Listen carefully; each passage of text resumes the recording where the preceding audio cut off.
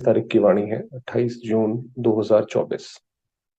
प्रातः मुरली। ओम शांति। बाप दादा मधुबन। मीठे बच्चे अंतर्मुखी बनो। माना कई आप देखेंगे कई लोगों को बात करने की बड़ी आदत होती है, तो उसको बोला जाता है बाह्यमुखी। उनका मुख हमेशा बाहर की तरफ देख रहा है कि बाहर क्या हो रहा है।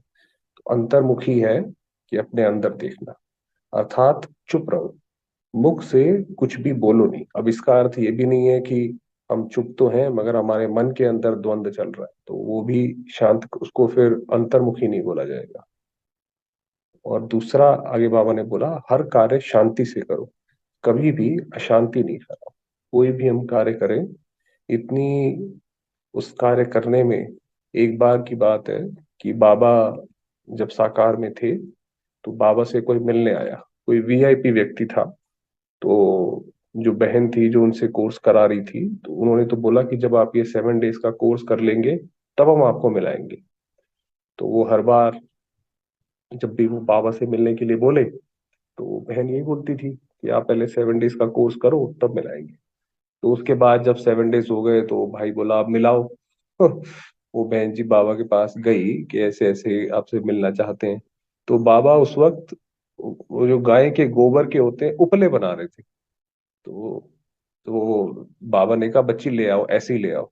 अब वो बहन ने सोचा कि एक तो ये वीआईपी व्यक्ति है और 7 दिन से मैंने इसको रोका है, और आज अगर बाबा को ये इस अवस्था में देखेगा तो क्या सोचेगा कि इनके बाबा ये काम कर रहे हैं। मगर बाबा ने कहा नहीं, काम छोटा बड़ा नहीं होता, अवस्था होती है। तो वो जैसे ही वो बाबा के सामने आया तो उसको कृष्ण का साक्षात्कार हुआ। तो कहने का अर्थ ये है कि हम कोई भी कार्य करें उसमें हमारी अवस्था मैटर करती है। तो आज बाबा ने कहा कि हर कार्य शांति से करो, कभी भी अशांति नहीं फैलाओ। प्रश्न है, तुम बच्चों को कंगाल बनाने वाला सबसे बड़ा दुश्मन कौन है? आपको पता है भारत तो पहले सोने की चिड़िया था और आज कंगाल होकर कितने करोड़ों का कर्ज है। तो बाबा ने उसका उत्तर बताया, क्रोध। कहा जाता है जहाँ क्रोध है वहां पानी के मटके भी सूख जाते हैं। जिस घर में क्रोध होता है, आपस में लड़ाई झगड़ा है, तो वो तो समझिए उसकी बरकत खत्म हो जाती है। भारत का मटका जो हीरे जवाहरातों से भरा हुआ था, वह इस भूत के कारण खाली हो गया है। इन भूतों ने ही तुमको कंगाल बनाया है। ये जो 5 विकार हैं आप देखेंगे, जब भारत की इतिहास आप पढ़ेंगे तो आप देखेंगे जिसने भी पहले भारत पर आक्रमण किया, भारत के राजाओं ने मुंह तोड़ जवाब दिया।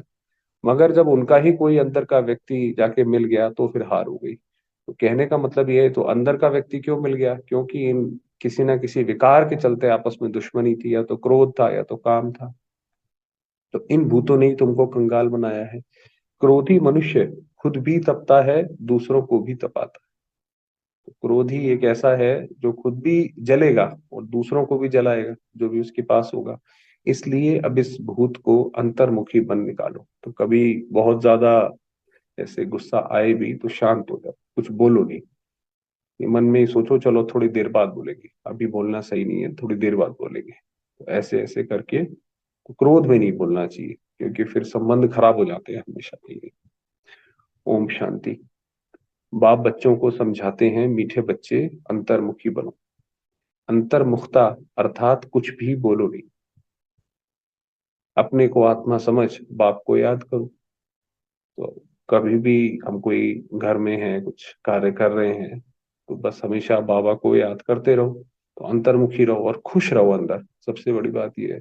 तो ये बाप बैठ शिक्षा देते हैं बच्चों को, और कुछ भी बोलने का इसमें है नहीं, सिर्फ समझानी दी जाती है। और जैसे जैसे हम योग में आगे बढ़ते जाते हैं, वैसे वैसे आप देखेंगे कि हमारी अवस्था भी शांत होती जाती है। इधर बात उधर बात आपका मन नहीं करेगा, शांत होती जाएगी। गृहस्थ व्यवहार में ऐसे रहना है, ये है मन मना भाव। बाबा ने कहा जहां पे भी हो ऐसे रहो, मुझे याद करो, ये है पहली मुख्य पॉइंट। तुम बच्चों को घर में क्रोध भी नहीं करना चाहिए। क्रोध ऐसा है जो पानी का मटका भी सुखा दे। क्रोधी मनुष्य अशांति फैलाता है। क्रोधी होगा कहेंगे भाई ये तो बोलते ही ऐसे, करते ही ऐसे। तो एक तो हम भी क्रोध ना करें, और दूसरा अगर हम पर कोई क्रोध करे भी तो भी हमें शांत में रहना आना चाहिए कि उसका भी असर हमारे ऊपर ना आए। तो बाबा ने कहा क्रोध नहीं करना चाहिए। क्रोधी मनुष्य अशांति फैलाता है, इसलिए गृहस्थ व्यवहार में रहते शांति में रहना है। भोजन खाकर अपने धंधे अथवा ऑफिस में चले जाना, वहां भी साइलेंस में रहना अच्छा है। जहां पे भी हम रहते हैं, काम करते हैं, वहां पे भी आप साइलेंस में रहो, जब जरूरी है तो बोलो। सब कहते हैं हमको शांति चाहिए, ये तो बच्चों को बताया है शांति का सागर एक बाप ही है। जो दुनिया में लोग शांति की डिमांड करते हैं, बड़े बड़े देश उस पे कॉन्फ्रेंस करते हैं, तो उस पे एक बाप ही वो कर सकते हैं। बाप ही डायरेक्शन देते हैं, मुझे याद करो। इसमें बोलना कुछ भी नहीं है, अंतर्मुख रहना है। ऑफिस आदि में अपना काम भी करना है, तो इसमें जास्ती बोलना नहीं होता है। बिल्कुल मीठा बनना है, कोई को दुख नहीं देना है। लड़ाई आदि करना, ये सब क्रोध है। सबसे बड़ा दुश्मन है काम। ये वास्तव में काम, एक तो वो लस्ट तो होता ही है, उसके साथ काम का अर्थ है इच्छा। कोई भी इच्छा है तो जैसे वो काम का स्वरूप है, तो ये काम और क्रोध, ये दोनों एक साथ भाई भाई चलते हैं। कोई इच्छा होगी, नहीं पूरी हुई, तो क्रोध आएगा। ये किसी से हमें अपेक्षाएं हैं, इच्छाएं हैं कि ये हमारा ध्यान रखें, और वो हमारा नहीं रखते हैं, तो क्रोध आएगा। तो कोई भी इच्छा होगी तो फिर क्रोध आएगा। हम्म। ऑफिस आदि में अपना काम भी करना है, तो इसमें जास्ती बोलना नहीं होता। कोई को दुख नहीं देना चाहिए, लड़ाई आदि करना, ये सब क्रोध है। सबसे बड़ा दुश्मन है काम, फिर दूसरा नंबर है क्रोध। एक दूसरे को दुख पहुंचाते हैं, क्रोध से कितनी लड़ाई हो जाती है। बच्चे जानते हैं सतयुग में लड़ाई होती नहीं, कितने बड़े बड़े देश आपस में लड़ जाते हैं क्रोध के चलते। ये है रावण पने की निशानी। क्रोध वाले को भी आसुरी संप्रदाय कहा जाता है। भूत की प्रवेशता है ना, ये जो असुर थे, जो हम देखते हैं, तो वो असुर कौन थे? जिनके अंदर ये पांचों विकार थे, तो वो असुर है। भूत की प्रवेशता है ना, इसमें बोलना कुछ भी नहीं है, क्योंकि उन मनुष्यों को तो ज्ञान है नहीं।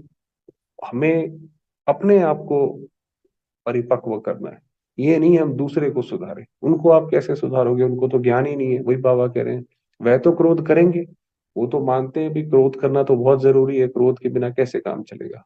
क्रोध वाले के साथ क्रोध करने से लड़ाई लग जाती है। बाप समझाते हैं ये बड़ा कड़ा भूत है, इनको युक्ति से भगाना चाहिए। तो वही है कि हम कैसे, कोई हमारे साथ क्रोध कर रहा है और कैसे हम शांति से अपना काम निकालते हैं, और इस सिचुएशन में बिना कन्फ्रंट करे सामने बाहर आ जाते हैं। ये कला है, तो वो सीखना चाहिए। मुख से कोई कड़वे शब्द नहीं निकालना चाहिए, ये बहुत नुकसानकारक है। विनाश भी क्रोध से ही होता है, तो विनाश भी जो होगा वो क्रोध से ही होगा। अब ये दो देश आपस में लड़ रहे हैं, क्रोध की वजह से लड़ रहे हैं। घर घर में जहाँ क्रोध होता है, वहां अशांति बहुत रहती है। क्रोध किया तो तुम बाप का नाम बदनाम करेंगे। अगर हमने क्रोध कर दिया, तो किसी को हम कैसे बोलेंगे कि भाई आप राजयोग से आपको शांति मिलती है, तो वो कहेगा भाई आपको तो शांति है नहीं, और आप हमें बता रहे हो कि शांति। ऐसा नहीं, इन भूतों को भगाना है। एक बार भगाया तो फिर आधा कल्प के लिए ये भूत नहीं होंगे ही। एक बार चला गया, फिर सतयुग त्रेता युग तक ये हमें परेशान नहीं करेंगे। ये पांच विकार अभी फुल फोर्स में है। हर जगह आप देखेंगे, जहां दृष्टि जाएगी कोई ना कोई विकार है। तो ऐसे समय ही बाप आते हैं जबकि विकार फुल फोर्स में है। ये आंखें बड़ी क्रिमिनल है, मुख भी क्रिमिनल है। अब हर चीज हर एक व्यक्ति की क्रिमिनल होती जाती है।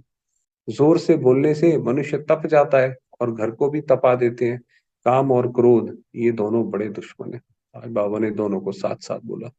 क्रोध वाले याद कर ना सके, जो क्रोध करते हैं वो कैसे याद करेंगे बाबा को?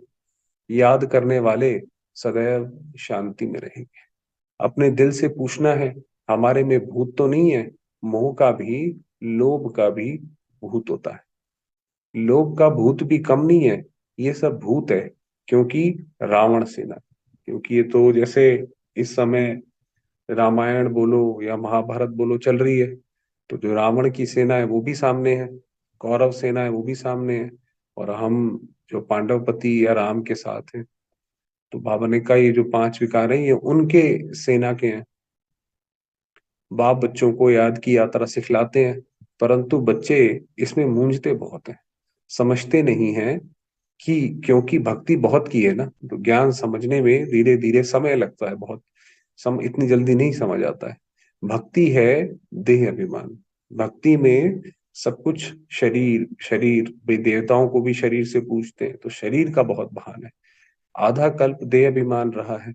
बाह्य मुक्ता होने के कारण अपने को आत्मा समझ नहीं सकते हैं, तो इसीलिए जब कोई नए आते हैं तो उनसे फिर एकदम जब योग अगर कराया जाए तो उनसे नहीं हो पाता है। बाप जोर बहुत लगाते हैं अपने को आत्मा समझ, बाप को याद करो। ये जो मुरली सुनाते हैं बाबा, इसमें पूरा जोर लगाते हैं कि भाई बच्चे सुधरे, परंतु आता ही नहीं है। और सब बातें मानते भी हैं, फिर कह देते हैं याद कैसे करें, कोई चीज तो दिखाई नहीं पड़ती है, क्योंकि निराकार को याद कैसे करा जाए, तो इसीलिए नहीं कर पाते हैं। उनको समझाया जाता है तुम अपने को आत्मा समझते हो, ये भी जानते हो ये बेहद का बाप है, मुख से शिव शिव बोलना नहीं है। हमें ये नहीं करना कि हम हाथ में माला लेके वो करें, नहीं। अंदर में जानते हो ना, मैं आत्मा हूँ। बस अपने आप को ऐसे देखो कि मैं आत्मा हूँ, और उसी स्वरूप में टिके रहो कि मैं आत्मा हूँ। मनुष्य शांति मांगते हैं, शांति का सागर वह परमात्मा ही है, जरूर वर्षा भी वही देंगे। अब आप समझाते हैं मेरे को याद करो तो शांति हो जाएगी। ये जो विश्व में शांति या घर में हम शांति चाहते हैं, तो जितना बाबा को याद करेंगे शांति होती जाएगी, दूसरी आत्माओं को भी फर्क पड़ेगा। अगर कोई हमारे साथ गलत कर रहा है और हम बाबा की याद में रहते हैं, तो हमारी शांति का फर्क उसके ऊपर भी पड़ता है, वो भी सुधर जाएगा। और जन्म जन्मांतर के विकर्म भी विनाश होंगे। ये जो हमने हमारे सर पर कोई हमारे साथ गलत कर रहा है तो क्यों कर रहा है, क्योंकि हमने पुराने जन्मों में जरूर उसके साथ भी ऐसा किया है। तो अगर हम बाबा को याद करेंगे तो वो शांत कैसे होगा, कि हमारे जो विकर्म है पुराने वो विनाश होते जाएंगे, तो उसके एवज में वो शांत हो जाएगा। बाकी कोई चीज है नहीं, कोई इतना बड़ा लिंग नहीं है। आत्मा छोटी है, बाप भी छोटा है। याद तो सभी करते हैं, हे भगवान, हे गॉड, कौन कहता है, आत्मा कहती है। ये जो बोलती है आत्मा, शरीर का यूज करके बोल रही है, आत्मा इन आंखों से देख रही है। अपने बाप को याद करते हैं तो बाप बच्चों को कहते हैं मन मना भाव, मीठे मीठे बच्चों अंतर्मुख होकर। बाबा कैसे कितने प्यार से समझाते हैं कि अंतर्मुखी होकर रहो, अपने को आत्मा देखो और उसी में ही उसी के आनंद में रहो। ये जो कुछ देखते हो वह खत्म हो जाता है। इसलिए जैसे मान लीजिए कहीं पे हम जाते हैं और उस होटल से हमने चेकआउट करना है, सब अगले दिन ही करना है या शाम को करना है, तो फिर उसकी सारी चीजों से हम मोह उठा लेते हैं, अरे भाई छोड़ो इसको क्या देखना है। कोई चीज कम ज्यादा भी होती है तो भी हम सोचते हैं चलो भाई ठीक है, शाम को तो निकलना है, शाम तक थोड़ा गुजारा कर लो। उसी तरीके से ये दुनिया भी जाने वाली, इसीलिए बहुत ज्यादा चीजों में हम बुद्धि ना लगाएं, कि बस ये समझे कि बस ये थोड़ा सा एडजस्ट कर लो, फिर तो चलना ही है। तो बाबा ने कहा अंतर्मुख होकर रहो, ये जब ये जो कुछ देखते हो ये खत्म हो जाना है। ये जो भी है, चाहे किसी की भी धन संपदा जो भी है, वो सब खत्म हो जाएगी। तो इसमें फिर क्या हम मोह लगाएं कि भैया हमें नहीं मिला या उसको मिला या जो भी है। बाकी आत्मा शांति में रहती है, आत्मा को शांति धाम ही जाना है। जब तक आत्मा पवित्र नहीं बनी है तब तक शांति धाम जा नहीं सकती। हर एक जगह जाने के कुछ नियम, कुछ कानून होते हैं। जैसे आप देखिए मंदिरों में, गुरुद्वारे में हम जाते हैं तो हम जूते चप्पल बाहर उतारते हैं फिर अंदर जाते हैं। गुरुद्वारों में तो पहले हाथ मुंह भी धोते हैं फिर अंदर जाते हैं। उसी तरीके से जब परम धाम हम जाएंगे तो आत्मा पवित्र होगी तभी एंट्री मिलेगी, वरना नहीं जा सकते हैं। ऋषि मुनि आदि सब कहते हैं शांति कैसे मिले। बाप तो सहज युक्ति बताते हैं, परंतु बच्चों में बहुत हैं जो शांति में नहीं रहते हैं। बाबा जानते हैं घरों में रहते हैं, बिल्कुल शांत नहीं रहते हैं। सेंटर्स पर थोड़ा टाइम टाइम जाते हैं, अंदर में शांत होकर बाप को याद करे, वह नहीं है। सारा दिन घर में हंगामा करते रहते हैं भाई। बाबा को पता है कि घर पे हंगामा करते रहते हैं, ऐसा नहीं है थोड़े समय जाएं, मुरली सुने, सवेरे सवेरे जाएं तो अंदर थोड़ा शांति बैठे, तो फिर वही शांति फिर घर में भी लेकर आएंगे। तो सेंटर पर आने से भी शांति में नहीं रह सकते हैं, या फिर सेंटर पे आएंगे तो वहां पे भी हंगामा करेंगे। कोई की देह से प्यार हो गया तो उनके मन को कभी शांति हो ना सके। किसी का कहीं लगाव हो गया, किसी की देह पसंद आ गई, शरीर पसंद आ गया, तो वो तो फिर शांति में रहना बहुत मुश्किल है, बार बार उसी को याद करते रहेंगे, बस उसकी ही याद आती रहेगी। बाप समझाते हैं, मनुष्यों में है 5 भूत, कहते हैं ना, इनमें भूत की प्रवेशता है, इन भूतों ने ही तुमको कंगाल बनाया है। वह तो करके एक भूत होगा जो आ जाते हैं, दूसरे के तन में आ जाते हैं ना, कोई दूसरी आत्मा आ जाती है, तो बाबा कह रहे वो तो एक भूत होगा, वह भी कभी प्रवेश कर लेता है। बाप कहते हैं ये 5 भूतों की हर एक में प्रवेशता है। तो ये जैसे किसी दूसरी आत्मा के आने को हम गलत मानते हैं कि भाई ये तो गलत है, उसी तरीके से ये जो भूत हैं, काम क्रोध लोभ मोह अहंकार, इनको भी हम ऐसे ही माने, अपना दोस्त ना माने कि क्रोध से तो काम हो जाता है, नहीं नहीं, वो तो बिगड़ जाता है चीजें, तो ये इनको भी ऐसे ही माना जाए। इन भूतों को भगाने के लिए ही पुकारते हैं, बाबा आकर हमको शांति दो। इन भूतों से भगाने की युक्ति बताओ। ये भूत तो सभी में है, ये रावण राज्य है ना, सबसे कड़ा भूत है काम क्रोध, क्योंकि ये दोनों, ये जितने भी विकार हैं ये सारे आपस में भाई भाई हैं। उसी तरीके से जितने भी गुण हैं वो भी सारे आपस में भाई भाई हैं। आप एक गुण को पकड़ के रखिए, उसको मत छोड़िए, बस तो वो गुण अपने बाकी गुणों को अपने आप अट्रैक्ट करेगा।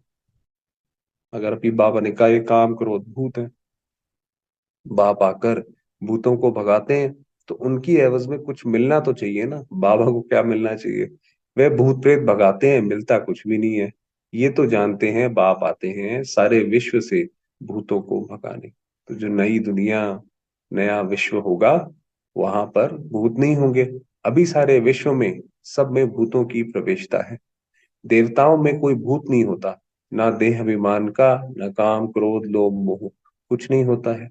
लोभ का भूत भी कम नहीं है। अब काम क्रोध हो गया, अब लोभ की बात आते हैं, ये अंडा खाऊं वह खाऊं, बहुतों में भूत रहता है, ये लोभ रहता है ना, ये हम अच्छा खा लें, ये कर लें वो कर लें।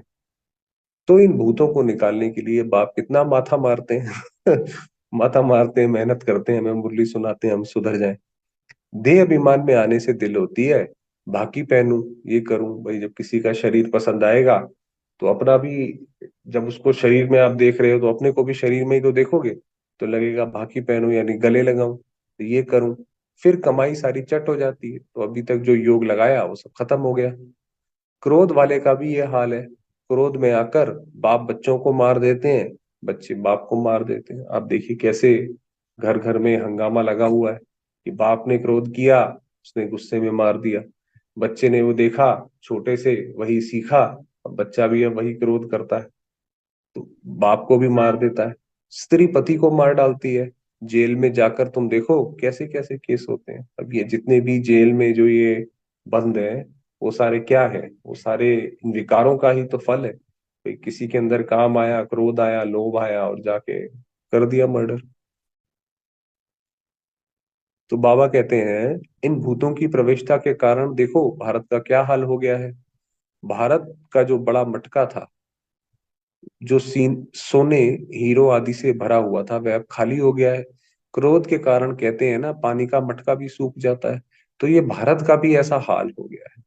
कोई भी ऐसा ये कोई भी नहीं जानते हैं कि भारत का वास्तव में ऐसा हाल क्यों हुआ, ये कोई भी नहीं जानते हैं। अब जो विकारी मनुष्य है वो तो दूसरे को ही ब्लेम करता रहता है, अच्छा जी अंग्रेजों ने हमारा हाल ऐसा किया, अच्छा जी वो मुगल आए थे उन्होंने हम पर अटैक किया उनकी वजह से ऐसा हुआ। अरे भाई ये विकार आए उसकी वजह से हुआ। भारत का जो बड़ा मटका था वह सोने हीरो से भरा हुआ है। तो ये भारत का भी ऐसा हाल हो गया है, ये भी कोई नहीं जानते हैं। बाप ही आते हैं भूतों को निकालने के लिए, जो और कोई भी मनुष्य मात्र नहीं निकाल सकते हैं। ये 5 भूत बड़े जबरदस्त हैं। आधा कल्प तो इनकी प्रवेशता रही है। इस समय तो बात मत पूछो, इस समय तो हर चीज में जो है विकार है। भल कोई पवित्र रहते हैं, परंतु जन्म तो विकार से मिलता है। फिर बाबा ने कहा मान लो कोई इस जीवन में पवित्र भी रहते हैं, कलयुग में तो पवित्रता का मतलब ही नहीं उठता। इनका जन्म तो विकार से हुआ है। भूत तो है ना, 5 भूतों ने भारत को बिल्कुल कंगाल बना दिया है। ड्रामा कैसे बना हुआ है जो बाप बैठ समझाते हैं, ये ड्रामा देखो ये कैसे है, इसके अंदर सुख भी चरम है तो अब दुख भी चरम आया है। और हम जो है, हम बच्चे बाबा के भाग्यवान बच्चे हैं कि इस समय हम बाबा के पास आ गए। भारत कंगाल बना है जो बाहर से कर्जा लेते रहते हैं। अभी आया था कि बीजेपी गवर्नमेंट में कर्जा इतना हो गया, वैसा हो गया। भारत के लिए ही बाप समझाते हैं, अभी तुम बच्चों को इस पढ़ाई से कितना धन मिलता है, ये अविनाशी कमाई है जो अविनाशी बाप पढ़ाते हैं। भक्ति मार्ग में कितनी सामग्री है।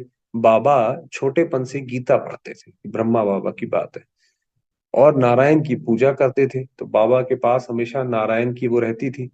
समझ कुछ भी नहीं थी, मैं आत्मा हूँ, वह हमारा बाप है, ये भी समझ नहीं थी। इसलिए पूछते हैं कैसे याद करूं। अरे तुम तो भक्ति मार्ग में याद करते आए हो, हे भगवान आओ, लिबरेट करो, हमारा गाइड बनो। तो बाबा ने कहा बाबा को याद कैसे करें, ये तो आत्मा की नेचुरल चीज है कि वो सब याद करती है। गाइड मिलता है मुक्ति, जीवन मुक्ति के लिए। अब बाबा हमारा पंडा बना है, गाइड बना है मुक्ति और जीवन मुक्ति के लिए। बाप इस पुरानी दुनिया से नफरत दिलाते। इस पुरानी दुनिया में तो जो भी संबंध है, जहां पे भी हमारा मन लगा हुआ है, वो संबंध हमें धोखा देगा।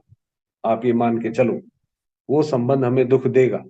अंत में जो ये जितनी भी आत्माएं हैं, उनका ध्यान भगवान की तरफ कैसे जाएगा। जब तक उनका ध्यान इधर लगा है तो वहां जा ही नहीं सकता। अब हम जो पुरुषार्थ करते हैं, हमारे पुरुषार्थ में यही हमें बेनिफिट है कि हम तो प्यार से अपना मन जो है यहाँ से उठाकर बाबा की तरफ लगा देते हैं, मन मना भाव हो जाते हैं। दुनिया वाले यही काम जोर जबरदस्ती से करेंगे। जब हर संबंध उन्हें दुख देगा, धोखा देगा, तो उनको मन में आएगा कि भाई ये तो कोई भी संबंध यहाँ काम का नहीं है। तो फिर उनका ध्यान जाएगा भगवान की तरफ कि अब हम भगवान को याद करें। तो ये बाबा ने कहा इस पुरानी दुनिया से नफरत दिलाते हैं। इस समय सबकी आत्माएं काली हैं, इस समय तो सब में विकार है, इसीलिए हर एक आत्मा दुखी देगी। तो उनको गोरा शरीर कैसे मिलेगा। भल करके चमड़ी कितनी भी सफेद है, गोरा शरीर माना कोई शरीर के बनावट की बात नहीं हो रही है, शरीर के रंग की बात नहीं हो रही है यहाँ पर। तो बाबा ने कहा जो, अब आपको पता है वेस्टर्न कंट्रीज में वो गोरे गोरे होते हैं, तो कितनी सफेद है, परंतु आत्मा तो काली है ना, आत्मा तो उनकी भी काली है, ऐसा नहीं है कि वो पवित्र है। जो सफेद खूबसूरत शरीर वाले हैं उनको अपना नशा कितना रहता है, उनको लगता है हम ह्यूमन रेस में सुपीरियर हैं, वो अपने आप को ऐसे मानते हैं। मनुष्यों को ये पता ही नहीं पड़ता कि आत्मा गोरी कैसे बनती है, इसलिए उनको कहा जाता है नास्तिक। भगवान को नहीं जानते, खुद को नहीं जानते, उसमें आस्था नहीं रखते, तो नास्तिक हो गए। जो जानते हैं वह हुए आस्तिक। बाप कितना अच्छी रीति बैठ तुम बच्चों को समझाते हैं। हर एक अपने दिल से पूछे कहाँ तक हमारे में सफाई है, कहाँ तक हम अपने को आत्मा समझ बाप को याद करता हूँ। याद के बल से ही रावण पर विजय पानी है। इसमें शरीर के बलवान होने की बात ही नहीं है। तो ये रावण जो हमने जीत पानी है, इसमें शरीर का कोई लेना देना नहीं है। इस समय सबसे बलवान अमेरिका है, क्योंकि उनके पास धन दौलत बारूद आदि बहुत है। उनके पास तो जो न्यूक्लियर बॉम्ब से उनका बहुत बड़ा स्टॉक पाइल है। तो वह बल हो गया जिस्मानी, मारने लिए। तो ये जो बल हुआ ये जिस्मानी हुआ। इस अमेरिका का बाबा ने एग्जाम्पल दिया। बुद्धि में है हम विजय पाएं, तुम्हारा है रूहानी बल, तुम विजय पाते हो रावण पर, जिससे तुम विश्व के मालिक बन जाते हो। तुम्हारे ऊपर कोई जीत पा नहीं सकता, आधा कल्प के लिए कोई छीन नहीं सकता, और कोई को बाप से वर्षा मिलता ही नहीं। ये हम ही हैं, हम ही बच्चे हैं जो हम बाबा के पास आ गए और उसकी छत्र छाया के नीचे हो गए। तुम क्या बनते हो, थोड़ा विचार करो कि आप सोचिए देवता कौन होते हैं। देवता मंदिरों में जब कोई दर्शन करने जाता है तो सिवाय पुजारी के उन देवताओं को कोई हाथ नहीं लगा सकता, वो हम बनते हैं। बाप को तो बहुत प्यार से याद करना है, और सुदर्शन चक्रधारी बनना है। वह समझते हैं सुदर्शन चक्र से विष्णु ने सबका सिर काटा है, उनको लगता है भाई कि वो हथियार था, लेकिन इसमें हिंसा की तो कोई बात नहीं है। तो मीठे मीठे बच्चों को बाप कहते हैं, मीठे बच्चे तुम क्या थे, अब अपनी हालत तो देखो। भल तुम कितनी भी भक्ति आदि करते थे, परंतु भूत निकाल नहीं सके। तो ये तो जो भूत है, पांचों विकार, ये निकल नहीं सकते जब तक भगवान आके ना करे। इसीलिए दुनिया में जो बड़े बड़े विचारक हुए, फिलोसोफर हुए, उन्होंने यही माना कि ये विकार तो हमेशा ही थे, इसलिए ये दुख हमेशा ही था, इसलिए वो ये मानते हैं भल तुम कितनी भी भक्ति करते थे निकाल नहीं सके। अभी अंतर्मुख होकर देखो, हमारे में कोई भूत तो नहीं है, कोई से दिल लगाई बाकी पहनी, तो समझो चट खाते में गया। तो ऐसा कुछ किया तो गया।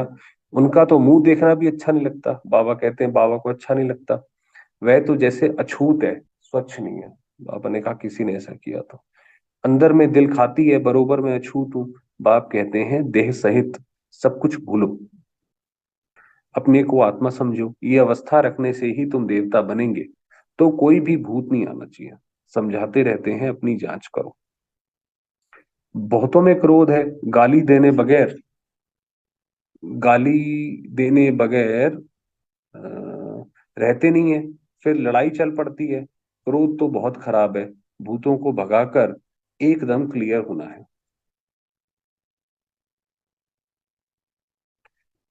शरीर याद भी ना आए तब ऊंच पद पा सकते हैं, इसलिए 8 रत्न गाए जाते हैं। तुमको ज्ञान रत्न मिलते हैं रत्न बनने के लिए। कहते हैं भारत में 33 करोड़ देवताएं थे, परंतु उनमें भी 8 रत्न पास विद ऑनर होंगे। ये जो 33 करोड़ देवी देवताएं हैं, ये हम लोग ही हैं, उसमें भी सिर्फ 8 ही पास होंगे। उनको ही प्राइज मिलेगी, प्राइज मिलेगी माना उनको सजा नहीं मिलेगी, बाकी तो सब आत्माओं को थोड़ी मोड़ी ज्यादा सजा मिलेगी। जैसे स्कॉलरशिप मिलती है ना, तुम जानते हो मंजिल बहुत भारी है, चलते चलते गिर पड़ते हैं, भूत की प्रवेशता होती है, वहां विकार होता ही है। सतयुग में विकार नहीं होता है। तुम बच्चों की बुद्धि में सारे ड्रामा का चक्र फिरना चाहिए कि ये कैसे चक्र चलता है। तुम जानते हो 5,000 वर्ष में कितने मास, कितने घंटे, कितने सेकंड होते हैं, कोई हिसाब निकाले तो निकाल सकता है। फिर ये जो झाड़ है उसमें भी लिख देंगे, जो हमारा कल्प वृक्ष का है, कि कल्प में इतने वर्ष, इतने मास, इतने दिन, इतने घंटे, इतने सेकंड होते हैं। मनुष्य कहेंगे ये तो बिल्कुल एक्यूरेट, बिल्कुल आपने बता दिया। 84 जन्मों का हिसाब बताते हैं, तो कल्प की आयु क्यों नहीं बताएंगे। बच्चों को मुख्य बात तो बताई है कि कैसे भी करके भूतों को तो भगाना है। इन भूतों ने तुम्हारी पूरी सत्यानाश कर दी है। सब मनुष्य मात्र में भूत जरूर है ही भ्रष्टाचार की पैदाइश, वही बाबा ने कहा। इसीलिए हम अपना मन यहाँ से निकाल लें। वो गीता ज्ञान वो वाला नहीं है कि अर्जुन को ये पता पड़ा कि ये मेरे कजन है, और ज्ञान सुनने के बाद उनको मार दिया। ये तो अभी की बात है कि हम अपना ध्यान जो है सारे संबंधियों से उठा लें, कि पता है इन सब के अंदर विकार है, इन सब ने दुखी देना। ऐसा नहीं है कोई संबंध आज आपको लगेगा सुख, ये थोड़ा सा सुख है, मगर वो कल फिर दोबारा घोर दुख देगा। है ही भ्रष्टाचार की पैदाइश। वहां भ्रष्टाचार होता ही नहीं, रावण ही नहीं, रावण को भी कोई समझते नहीं है। तुम रावण पर जीत पाते हो, फिर रावण होगा ही नहीं। अभी पुरुषार्थ करो, बाप आए हैं तो बाप का वर्षा जरूर मिलना चाहिए। तुम कितना बारी देवता बनते हो, कितना बारी असुर बनते हो, उनका हिसाब नहीं निकाल सकते। इसका हिसाब नहीं है, क्योंकि ये तो सर्कल है, चलता ही रहता है। अनगिनत बार बने होंगे। अच्छा बच्चे, शांति में रहो तो कभी क्रोध नहीं आएगा। तो जितना ये हम अपने मन को आदत डलवाएं कि वो हमेशा शांति शांति बाबा की याद में रहे, तो फिर कभी कुछ ऐसा होगा भी तो क्रोध नहीं आएगा। बाप जो शिक्षा देते हैं उस पर अमल करना चाहिए। अच्छा, मीठे मीठे सिकिलते बच्चों प्रति माता पिता बाप दादा का याद प्यार और गुड मॉर्निंग। रूहानी बाप की रूहानी बच्चों को नमस्ते। हम रूहानी बच्चों की रूहानी बाप को याद प्यार और नमस्ते। धारणा के लिए मुख्य सार है, अपने आप से पूछना है, हमारे में कोई भी भूत तो नहीं है, आंखें क्रिमिनल तो नहीं होती हैं, जोर से बोलने व अशांति फैलाने का संस्कार तो नहीं है, लोभ मोह का विकार सताता तो नहीं है, किसी भी देहधारी से दिल नहीं लगाते। वही बाबा ने कहा, देह सहित सब कुछ भूल, याद की यात्रा से स्वयं में रूहानी बल भरना है। एक बार भूतों को भगाकर आधा कल्प के लिए छुटकारा पाना है। वरदान दिया, ईश्वरीय विधान को समझ, विधि से सिद्धि प्राप्त करने वाले फर्स्ट डिवीजन के अधिकारी। बहुत अच्छा वरदान है। एक कदम की हिम्मत तो पदम कदमों की मदद। अगर हम हिम्मत रखते हैं अपने अंदर और जो बाबा बताता है उस पर पूरा चलने की कोशिश करते हैं, तो बाबा उसमें पदम कदमों की मदद करने के लिए बांधा हुआ है। ये विधान है, ये बाबा ने बताया। तो ड्रामा में इस विधान की विधि नूंधी हुई है कि अगर हम हिम्मत रखें, अब हिम्मत ही हम हार के बैठ जाएं, अरे भाई कुछ नहीं हो रहा, हम तो दुखी हो गए, इन्होंने ऐसा कर दिया, इन्होंने वैसा कर दिया, तो फिर काम कैसे चलेगा, बाबा मदद कैसे करेगा। अगर ये विधि विधान में नहीं होती तो सभी विश्व के पहले राजा बन जाते। तो जो भी आगे गए हैं, जो अष्टरत्न भी बने हैं, वो इस हिम्मत रखने से बने हैं। नंबरवार बनने का विधान इस विधि के कारण ही बनता है। तो जितना चाहे हिम्मत रखो और मदद लो, चाहे सरेंडर हो चाहे प्रवृत्ति वाले हो, अधिकार समान है। तो कोई भी ले सकता है, लेकिन विधि से सिद्धि है। तो विधि क्या है, जो विधि बाबा ने बताई। इस ईश्वरीय विधान को समझ अलवेलेपन की लीला को समाप्त करो, तो फर्स्ट डिवीजन का अधिकार मिल जाएगा। स्लोगन दिया, संकल्प के खजाने के प्रति इकोनॉमी के अवतार बनो।